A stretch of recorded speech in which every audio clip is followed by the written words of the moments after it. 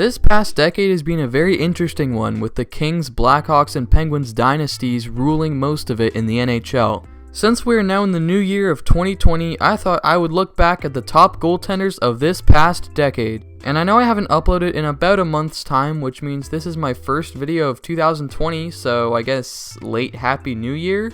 But anyways, without further ado, let's get straight into the video.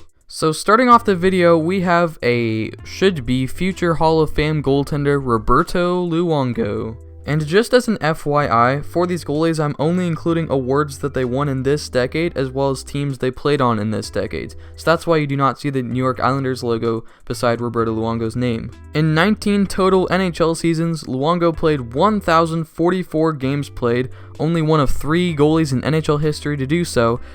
Picked up 489 wins, 77 shutouts, 2.52 career goals against average, and a .919 career save percentage. His best season of the decade came in the 2010-11 season, where he put up a 2.11 goals against average and a .928 save percentage in 60 games played, while winning the Jennings Trophy that season. And that is the year where Roberto Luongo led the Vancouver Canucks all the way to Game 7 of the 2011 Stanley Cup Finals, where they lost to the Boston Bruins, and that's where all the rioting happened and stuff, but we'll not talk about that. He also won the gold medal with Team Canada at the 2010 and 2014 Olympics and was a 2-time NHL All-Star this decade. He will obviously go down as one of the greatest goaltenders to never win a Stanley Cup.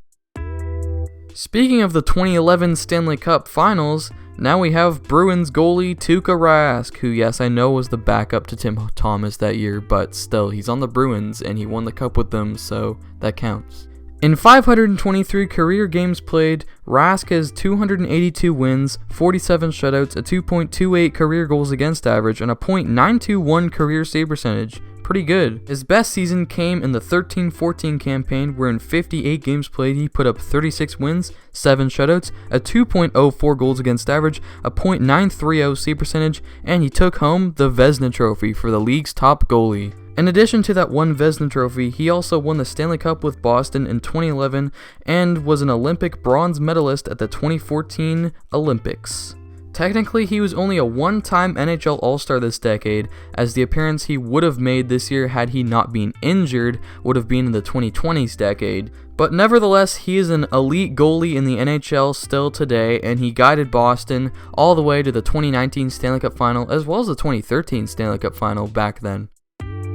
The next goalie featured in this video is Nashville Predators goaltender Pekka Rinne. In 652 games played, he has 357 wins, 58 shutouts, a 2.40 goals against average, and a .918 save percentage. His best statistical season actually came in the 2010-11 campaign, where in 64 games played, he put up 33 wins, 6 shutouts, a 2.12 goals against average, and a .930 save percentage. He actually did not win the Vezina Trophy that year, but he did end up winning one all the way in the 2017-18 campaign, so I'm happy for him for that at least. He also captured the silver medal at the World Hockey Championships in 2014, as well as being named to the NHL All-Star Game 4 times this decade. His stats has taken a hit this year as he's taken a step back, but nonetheless, he is an older goalie that is getting close to retirement, so either way, he will still be remembered for having a very solid career and leading the Nashville Predators to the 2017 Stanley Cup Finals. I think we can all say that Pekka Rinne is just too good right now.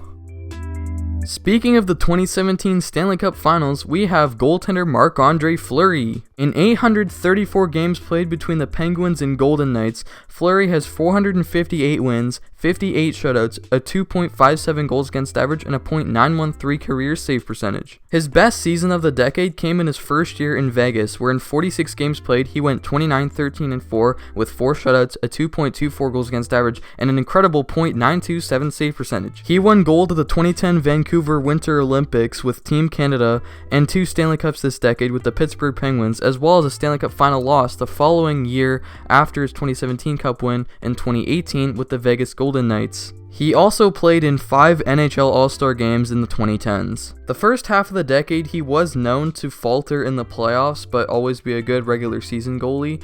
But then he won the 2 Stanley Cups and went to Vegas, and he's proven ever since then that he can perform in the playoffs. I remember him playing in the second round series against Washington in 2017, and he was lights out that series, and it really showed that he was able to play well in the playoffs. And definitely in the 2018 playoffs when he played every single playoff game for Vegas en route to a Stanley Cup final loss.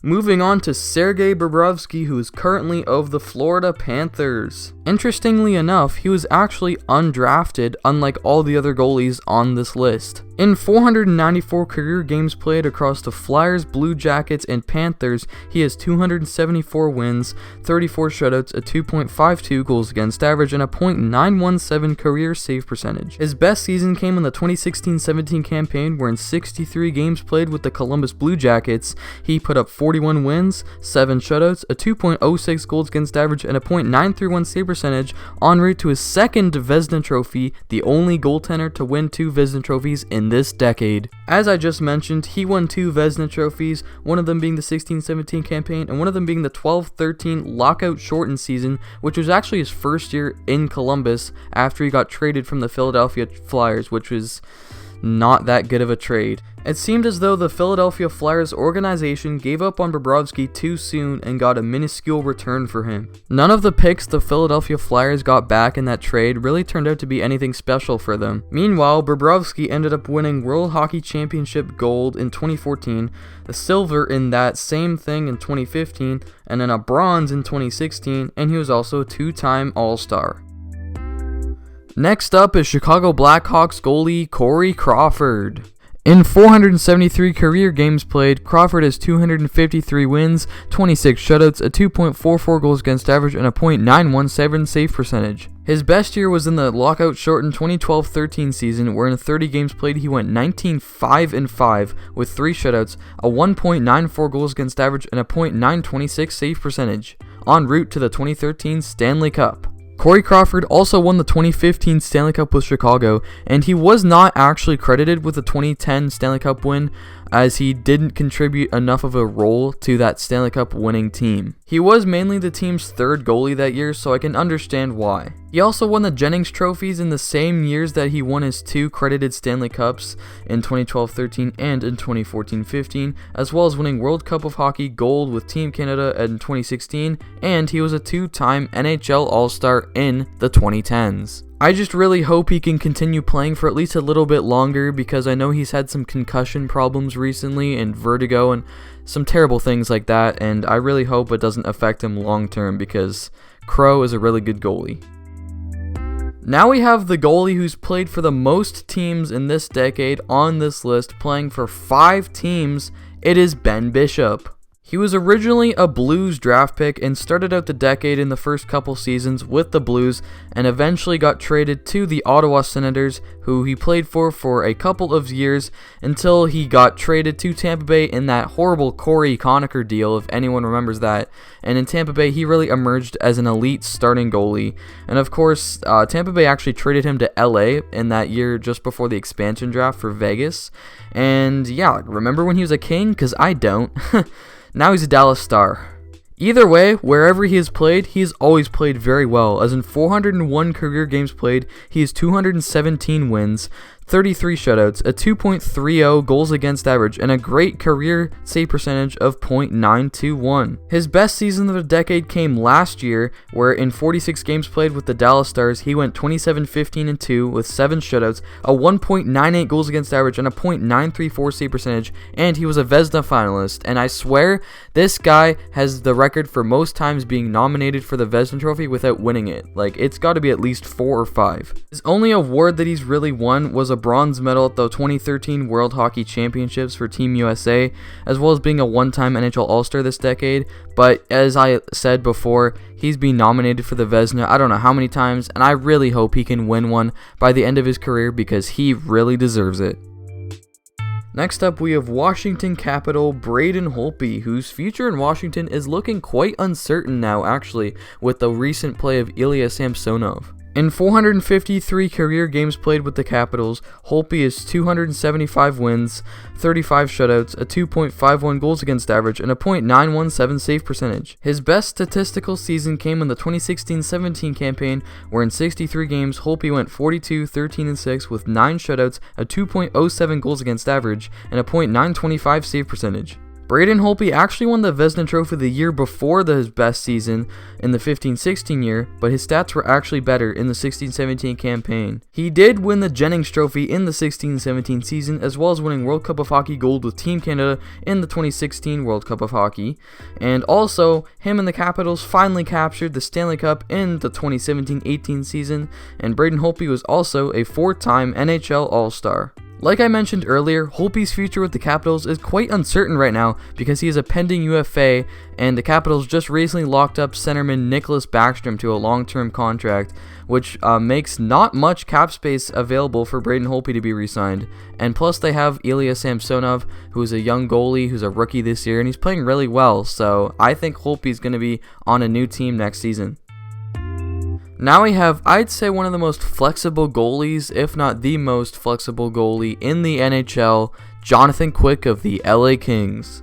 In 633 career games played, Quick has 320 wins, 51 shutouts, a 2.40 goals against average, and a .913 career save percentage. His best season came in the 2011-12 season, where in 69 games played, he went 35, 21, and 13 with 10 shutouts, a 1.95 goals against average, and a .929 save percentage. Quick and the Kings ended up winning the franchise's first Stanley Cup that year, and also became the first franchise in NHL history to become the 8th seed that wins the Stanley Cup.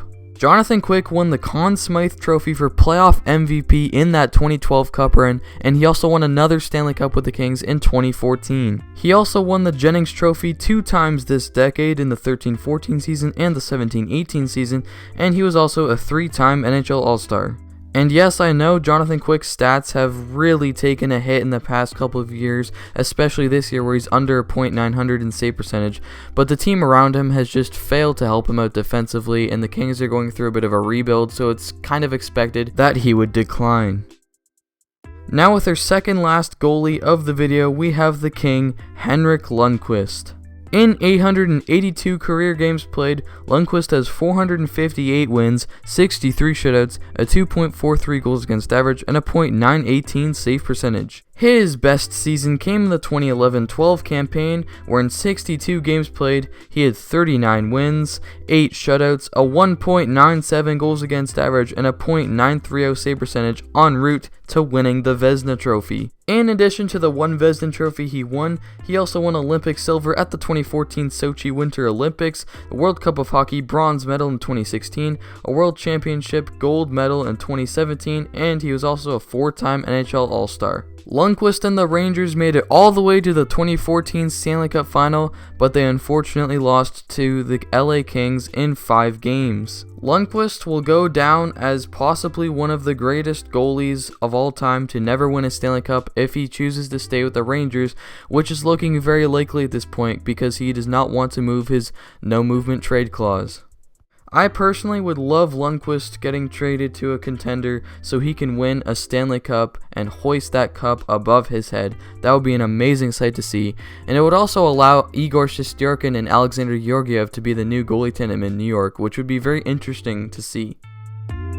Moving on to the final goalie of this video is none other than the great Carey Price of the Montreal Canadiens. Since being drafted 5th overall in the 2005 NHL entry draft by the Habs, Price has played 664 career games played, putting up 341 wins, 46 shutouts, 2.49 goals against average, and a .918 career save percentage. Carey Price's best season was arguably one of the best in recent memory, where in the 2014-15 campaign in 66 games played, Price went 44, 16, and 6 with 9 shutouts, a 1.96 goals against average, and a .933 save percentage. That season, Price would go on to win the Vezina Trophy, the Ted Lindsay Award, the Jennings Trophy, and the Hart Trophy for League MVP. Price also won an Olympic gold medal with Team Canada at the 2014 Olympics and World Cup of Hockey gold in 2016 for Team Canada, as well as being a 6-time NHL All-Star this decade.